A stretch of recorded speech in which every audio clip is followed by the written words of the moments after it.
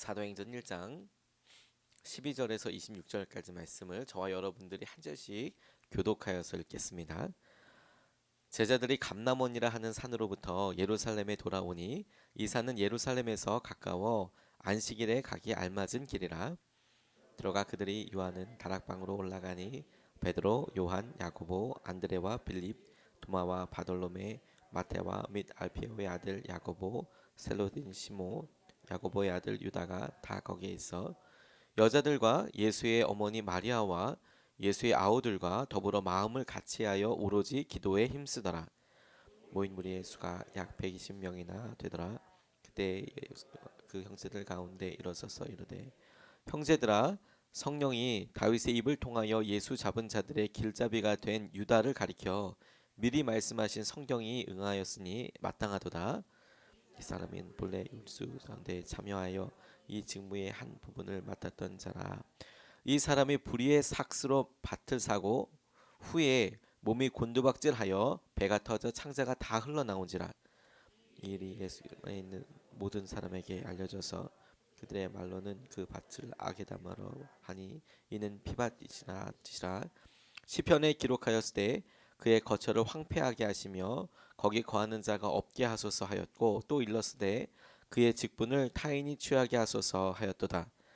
이러함으로 요한의 세례로부터 우리 가운데서 울려져 가신 날까지 주 예수께서 우리 가운데 출입하실 때에 항상 우리와 함께 다니던 사람 중에 하나를 세워 우리와 더불어 예수께서 부활하심을 증언할 사람이 되게 하여야 하리라 하거늘. 그들이 두 사람을 세우니 하나는 바사바라고도 하고 별명은 유스도라고도 하는 요셉이요 하나는 마띠아라.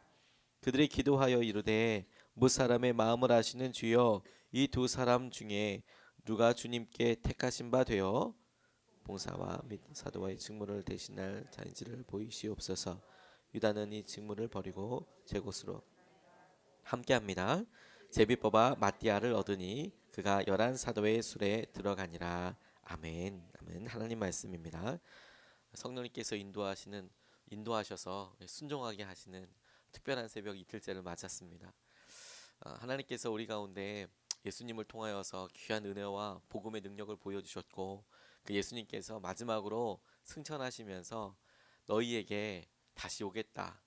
그리고 성령님을 보내주시겠다. 이렇게 증언하셨습니다. 그 말을 듣고 제자들이 이제 6월절이어서 돌아와서 그들의 삶 가운데 행하시는 하나님의 은혜를 말씀을 기다리게 되었습니다. 주님께서 사도행전에 이들의 이름을 하나하나 적어 놓으신 이유가 참 귀하다고 생각이 듭니다. 한 사람도 누가 그렇게 약속의 말씀에 의지하여서 순종하였는지 그게 정말 중요하다는 생각을 하였기 때문이라고, 하나님께서 그렇게 생각하고 계시기 때문이라고 말씀을 읽으면서 제게 묵상이 되었습니다. 주님께서 가까운 길, 안식일에 가까운 그 길을 통하여서 이 사람들을 속히 와서 곧 성령대로 성령이 임하실 것에 대해서 이제 기도하게 된 것이죠. 사도행전의 순서를 보면 이렇게 약속한 것을 기다리라고 말씀하시고 2장에 성령님께서 임하시는 놀라운 성령의 체험의 사건이 일어나게 되는데, 오늘 우리가 읽은 이 본문 말씀은 약속대로 기다리기 시작한 제자들이 성령이 임하게 되기 전까지 했던 일들에 대해서 구체적으로 설명하고 있는 부분이라고 생각이 듭니다. 하나님께서 이 일을 통하여, 제자들이 한 일을 통하여서 우리에게 성령의 충만함을 갈망하면서 해야 할 일에 대하여 우리에게 도전하신다고 생각하게 되었습니다. 주님께서 주목하게 하신 것이 무엇이냐면 한 마음으로 기도하게 하였다는 것입니다. 제자들이 한 마음으로 기도하게 되었다. 14절 말씀에 보면 마음을 같이하여 오로지 기도에 힘쓰더라 라고 나와 있는 것이죠. 제자들이 약속을 받고 기도하기 시작했습니다. 이미 그들에게 약속이 주어졌고 예수님께서 말씀하신 그대로 이루어지게 될 것이다 라고 기도하여는 건데, 성경은 그들이 마음을 같이하여 기도하였다라고 이야기하고 있어요. 그런데 제게 이것이 말씀을 묵상하는 가운데 두 가지로 새롭게 깨달아졌습니다. 마음을 같이하여 기도하였다. 첫 번째로 제게 어떻게 깨달아졌냐면, 마음이 하나 되는, 기도하는 것에 하나 되었다. 마음이 기도되는 것에 이제 기도해야 됐다. 기도해야만 하는구나. 이것에 대해서 한 사람이 아니라 그곳에 모인 모든 사람들이 마음을 같이하여서 기도밖에 없다.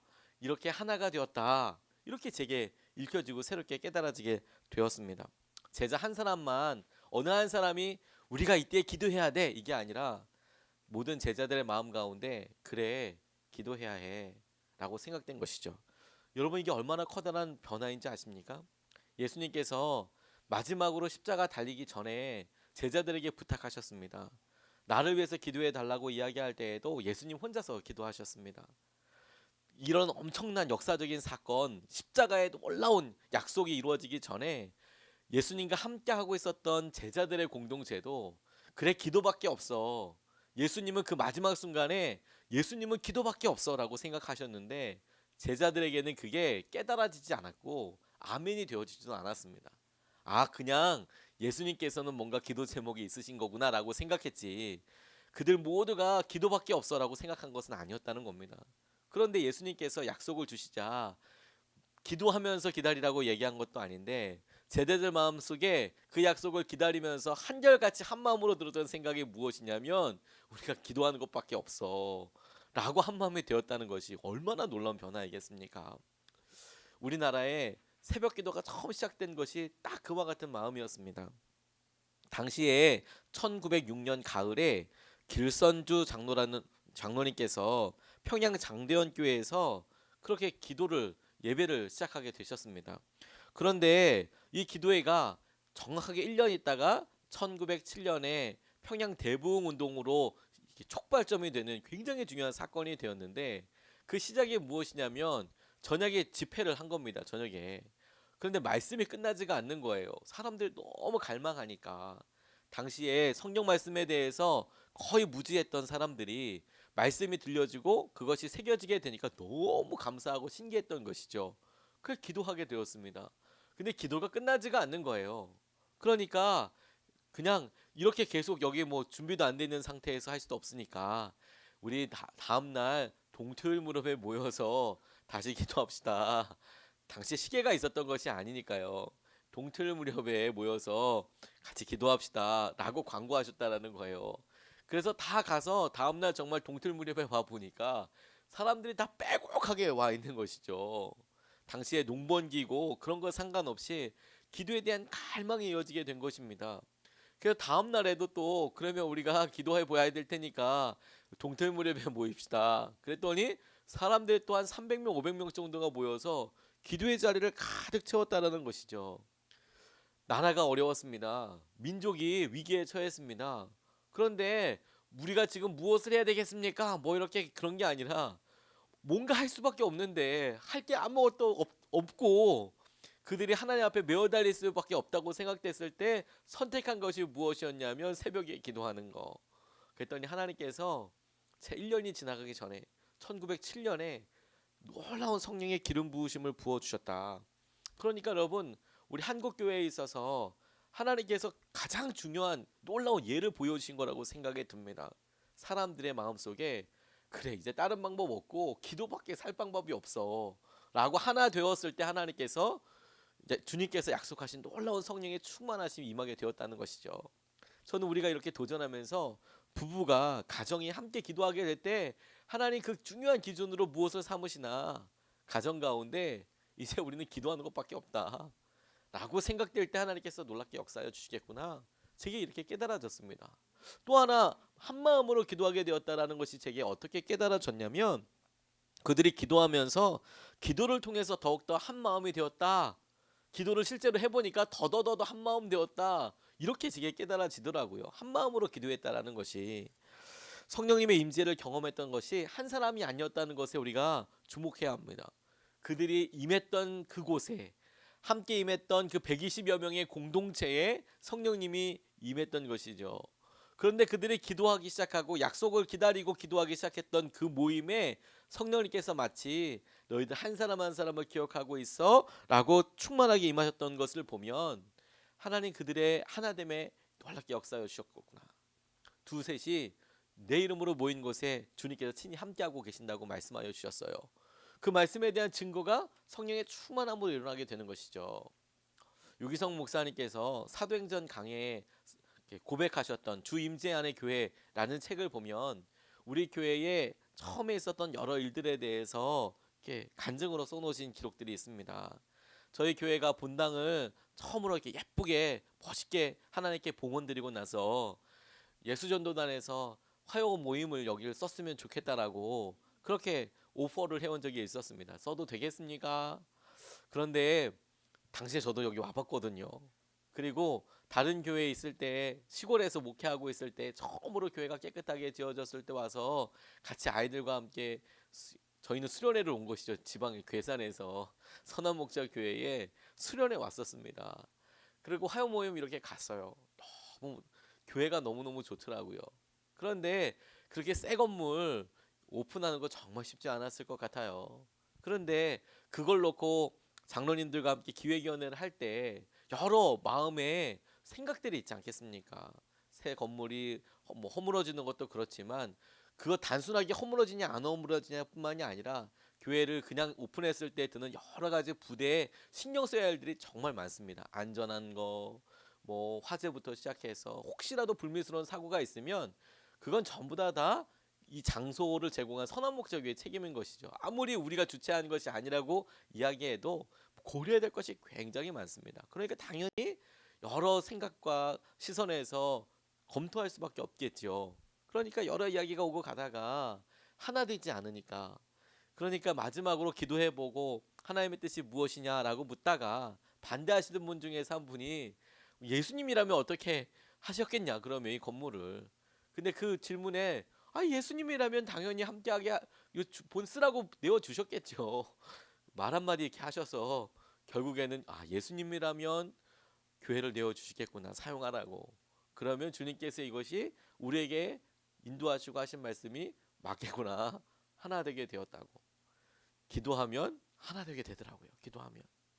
그러니까 기도가 우리의 인생에 이제 방법은 기도밖에 없어. 기도로 하나 되는 것과 그렇게 하나 돼서 기도하기 시작하니까 더욱 견고하게 하나 되게 하시는 것이죠. 이게 한 마음으로 기도했다. 하나님께서 말씀하신 대로 성령님이 오실 때까지 기다릴 때 제자들에게 있었던 굉장히 놀라운 기도의 역사의 특징 가운데 한 가지입니다.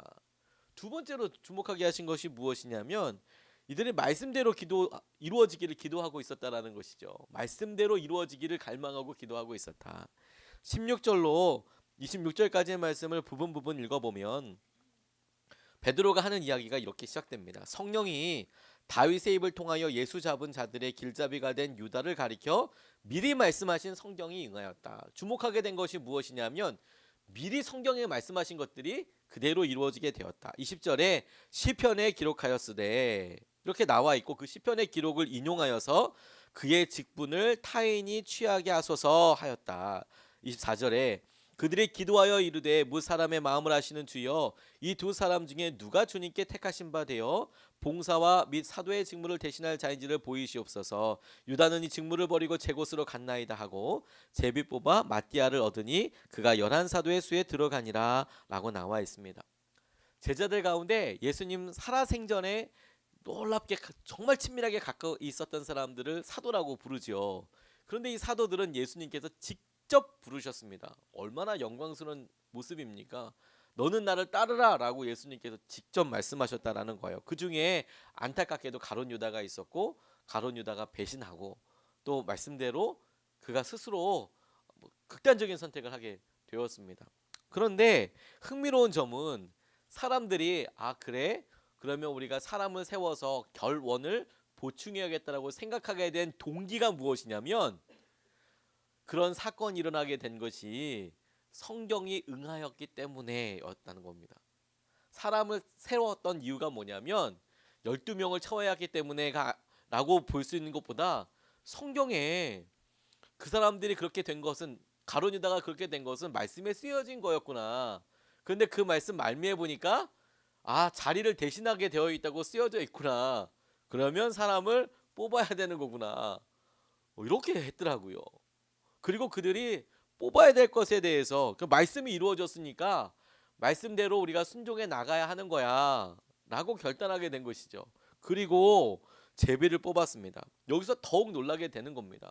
왜냐하면 제비 뽑힌 사람을 예수님이 직접 뽑으신 것과 똑같다라고 그들이 믿었다라는 거예요. 이게 얼마나 놀라운지 모릅니다. 선한목자교회에서 주일 설교를 정할 때 제비뽑기로 뽑습니다. 요게 아주 쌈박합니다. 목사님들이 바로 전에 했던 그런 두 분만 빼줘요. 주일 설교, 그 금요 성령 집회 설교했던 분들만 이름 빼고, 그리고 뭐 그 기간에 무슨 행사 있는 사람들 이름 미리 빼고, 그리고 이제 쭉 뽑는 겁니다. 지금 선한목자교회에서 주일날 3부 예배를 제가 알기로 기억하고 3부 예배를 아마 부목사님들이 설교하고 계시는데 그 순서 어떻게 정했는지 아십니까? 제비 뽑았습니다. 뭐 특별한 거 없습니다. 제비 뽑았습니다. 요게 아주 기가 막힙니다. 평소 때 경품 당첨 뭐 이런 거 하면 절대로 되는 일이 없는데 주님께서 그럴 때는 기도하지 않아도 두렵고 떨리는 마음으로 정말 바쁩니다라고 기도하면 무섭게 딱 뽑히는 거죠. 딱 걸리는 겁니다. 그러면 주님께서 기가 막히게 또 전해야 될 말씀도 뭐 완전히 사지를 끄듯이 막 기도하고 그러면 또 기가 막히게 또 깨닫게 해주시고 능력이 되고 힘이 되는 말씀들을 주세요. 그런데 여러분 처음에 그거 뽑히고 났을 때 주님 왜 저입니까? 이런 생각이 들겠습니까? 안 들겠습니까? 여러분들의 믿음에 맡기겠습니다. 아 주님 그렇군요 라는 생각이 들겠더라고요.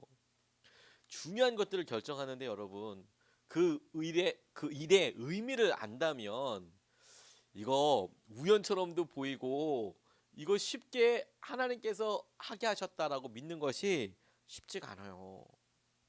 그런데 이 제자들은 그걸 너무 쉽게 믿고 있는 거죠. 그 전에 무슨 제비를 뽑았다 얘기하는 제비를 뽑고 아 이거는 예수님께서 이렇게 직접 뽑으신 것처럼 주님께서 인도하신 게 맞아라고 그들이 확신해 버린 거예요. 그래서 마띠아를 12명의 숫자에 넣었다라는 것입니다. 어떻게 이렇게 결정할 수 있었을까요? 그들이 말씀대로 이루어지는 것에 기도하고 순종하였기 때문에. 간단한 거죠. 간단한 거죠.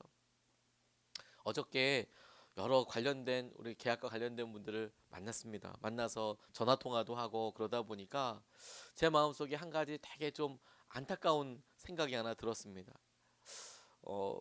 조심스럽기는 하지만 저희가 그 땅을 놓고 기도하는데 저희가 먼저 기도하기도 했고 저희가 먼저 그 땅에 대해서 알아보기도 하고 근데 저희 안에 하나 되는데 시간이 조금 걸렸습니다. 그 상황에 다른 어떤 교회가 와서 그 땅을 사고 싶다라고 이야기한 적이 있었습니다. 그래서 바쁘게 저희들이 모이고 기도하고 뭐 이랬던 일이 시작이 되었습니다. 그런데 어제 이제 알다 보니까 그분들이 이제 결정을 하시고 어저께 연락을 하신 거죠. 그 땅을 똑같은 액수에 사겠다. 제시한 액수에 사겠다. 깎으려고 사실은 시간을 거기는 끌은 거였는데 시간이 지나다 보니까 깎으려고 하지 않고 원하시는 그 액수대로 사겠습니다라고 이제 다시 결정을 해서 오신 거예요. 그런데 저희가 미리 내일 약속이 잡혀져 있는 것이죠. 근데 그 얘기를 들으니까 뭐 다른 것에 의해서 뭐 그렇다기보다는 아유 교회인데 혹시라도 제 마음 가운데 이게 어떻게 하면 은혜롭게 일이 진행이 될까? 하나님 우리가 일에 대해서 기도한 것도 아시고 그 교회도 기도했을 텐데 하나님께서 선하게 인도하여 주셔야 될 텐데 이게 제 마음속에 이렇게 좀 생각이 들었어요. 하나님 어떻게 해야 됩니까? 이렇게 기도하다가 제가 말씀을 계속 준비를 하다가 보니까 아 그렇지 하나님께서 우연이라고 하실 일들이 전혀 없지. 저희가 이런 일들을 하기 위해서 무리하게 했다기보다 하나 될 때까지 기다리고 몇 번 다시 분별하고 그래서 헌금도 모아보고 재정도 모아보고 그리고 선한 목적의 본교회에다가도 여쭤보고 유목사님도 만나보고 이런 과정들을 하나씩 기도하면서 우리가 했는데 그렇다면 주님께서 우리에게 이번에 어떤 계획을 가지고 있었는지 우리가 그 면면을 다 알지는 못하지만 인도해 주신 게 맞겠구나. 인도해 주신 거구나. 그리고 그 교회에도 안타깝지만 하나님께서 더 다른 축복의 길을 열어 주시겠구나. 제게 있어서 아 그렇구나. 하나님께서 말씀으로 인도해 주시는 것에 대해서 내가 신뢰하는가. 그리고 앞으로도 그 말씀이 이루어지게 될 것을 그 응답을 통하여서 신뢰하게 되는가를 또 믿게 되게 되는 것이겠죠. 그래서 이게 너무 귀하다는 생각을 하게 됐어요. 성령님이 오시기 전까지 성령님께서 약속하신 것이 이루어질 때까지 아 말씀이 이루어지는 것에 대해서 우연이 없는 거구나. 하나님 기도하게 하시고 그 기도에 대해서 즉각적으로 응답해 주시고 그리고 역사하시고 만나 주시는 것이구나. 마리아가 큰 기쁨의 좋은 소식이 내게 있을 것이다 라고, 네가 잉태하게 될 것이다 라고 얘기했을 때 의심 없이 아멘, 말씀대로 이루어지게 될 것입니다 라고 그가 고백했습니다. 예수님께서 겟세마네에서 간절히 기도하셨는데, 기도하시면서 아멘, 아버지의 원대로 되기를 내가 원합니다 라고 기도하게 하셨던 것처럼 말씀대로 약속대로 우리 가운데 이루어지게 될 것입니다. 이 기도가 제자들을 통해서 수없이 하나 되어서 고백되어졌을 때 성령님께서 마침내 이루셨다는 거죠. 역사하셨다는 것이죠. 임하셨다는 것이죠. 그것이 교회뿐만 아니라 이 세상의 전후후무한 엄청난 일이 되었다는 것입니다. 주님께서 이 일을 우리에게 이루어 주실 줄로 믿습니다.